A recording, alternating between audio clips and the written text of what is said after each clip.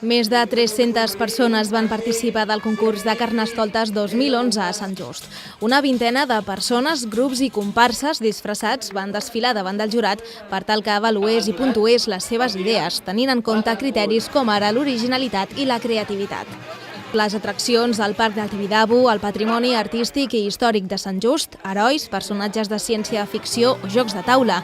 Aquestes són només algunes de les disfresses que van presentar els santjustencs davant del jurat.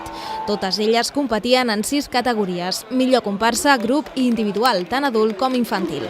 És molt important el fet del traje, que no sigui comprat. Això és veritat. Quants anys tens tu? 3. I d'on ets tu? De casa seva. Petits i grans van pujar a l'escenari per mostrar a tothom les seves disfresses. Fins i tot el papa Benet XVI va venir des del Vaticà amb tota la seva comitiva per tal de saludar a tots els santjustencs i santjustenques, i ja que estava, per presentar-se al concurs de disfresses. Algun missatge per la gent que ha vingut aquí a veure Sapos Justus? Abbiamo venuto in Roma espressamente per salutare tutto il pubblico di San Giusto di Sé, perché ultimamente noi è molto credente. A l'escola Canigó ens fa el joc, ja sigui de taula o d'esport. També fem el salt del Carrelló, al Parc del Canigó. El pregó a càrrec de l'AMPA de l'Escola Canigó, que va guanyar el concurs l'any passat amb la millor comparsa, va donar el tret de sortida a la Rua de Carnestoltes pels carrers de Sant Just, des del Mercat Municipal fins a la plaça Camoapa. El rei Carnestoltes liderava la desfilada i el seguien el grup de percussió Bandandara, que animava la festa. I després de la Rua, la festa seguia a la plaça Camoapa, amb globus, música i una xocolatada popular preparada per la Comissió de Festes del Barri Nord. Allà es van donar a conèixer els noms dels guanyadors i guanyadores del concurs de disfresses. Tot seguit farem l'entrega de premis de les 6 categories, comparses, grups, individuals, en infantil i adult. Si us plau...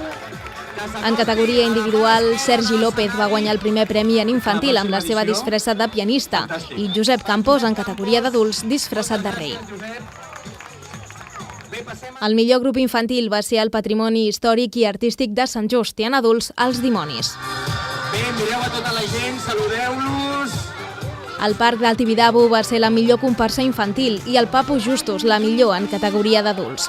Tota la comitiva va recollir el seu premi. Amb la cançó del Papi Just, monjos, monges, escolanets i guardaespatlles van celebrar la seva victòria a l'escenari. Oh papi, oh papi, oh papi, papi Just, oh papi Just. El Papo Justus, a més, va voler dedicar unes paraules a tothom. La benedizione per tutti. E allora abbiamo ricevuto la cortesia del popolo di San Giusto e abbiamo donato 2 pernile e mangiare pernile per tutta la comparsa del Papa di Roma. Allora molto amore e molta felicità e fe molto l'amore, sempre l'amore. La comparsa guanyadora, com cada any, va ser l'encarregada de cremar el rei Carnestoltes a la plaça Camoapa, tal com mana la tradició. ¡Oh, qué bonito!